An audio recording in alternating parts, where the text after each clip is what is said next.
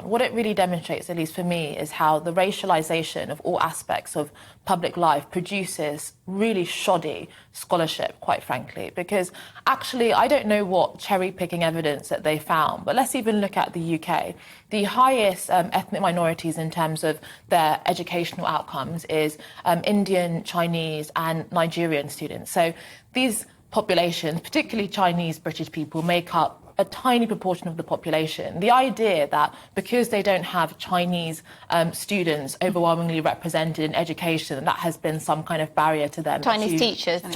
Chinese teachers overrepresented in education, that must be a barrier, is patently false. But also, you can also apply that to America also. There is still a lot of racial segregation in America. And actually, the fact of the matter is the overwhelming majority of people teaching African-American kids are black teachers in many majority black areas and vice versa for white students. So it does not translate into necessarily better educational attainment, better confidence, not just because what they're saying is false, but because human beings are multifaceted. The notion that our race is the only lens to which we view the world and the fundamental lens to which we relate to people, as you rightfully mentioned, to me, is rehabilitating much older ideas which said that your race tells you something about your moral character or your outlook. And we are now considering these ideas of virtue, which for generations we worked to understand were fundamentally wrong and inhuman. I wonder what the reasoning is then behind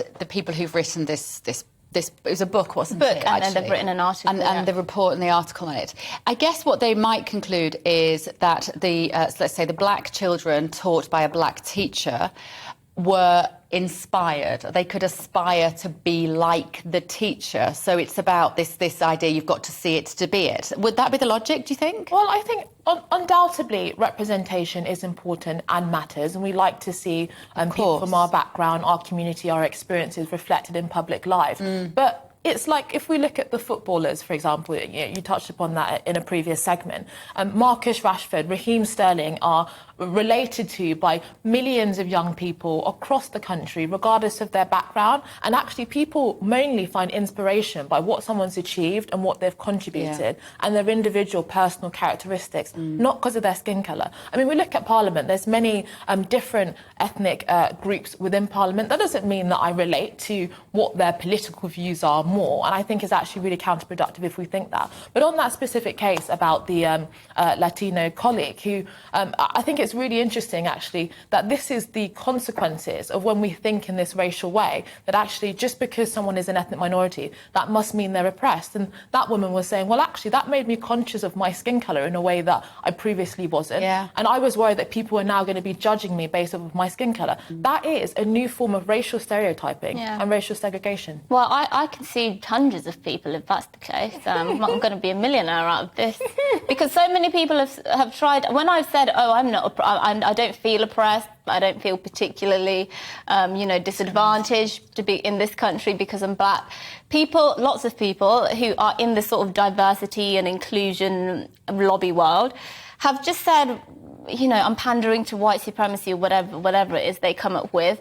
But that is my experience. Why does your experience count and then mine doesn't? It's very odd. Well, exactly. I mean, it's also just historically inaccurate. There's always been different views amongst ethnic minority people about the nature and scope of racism within British society and what to do about it. I mean, we've touched upon America. Malcolm X and Martin Luther King had very different views about what should be done to combat racism in America. And the idea now that we should only have one view, and that's the absolute truth, is just, fundamentally wrong.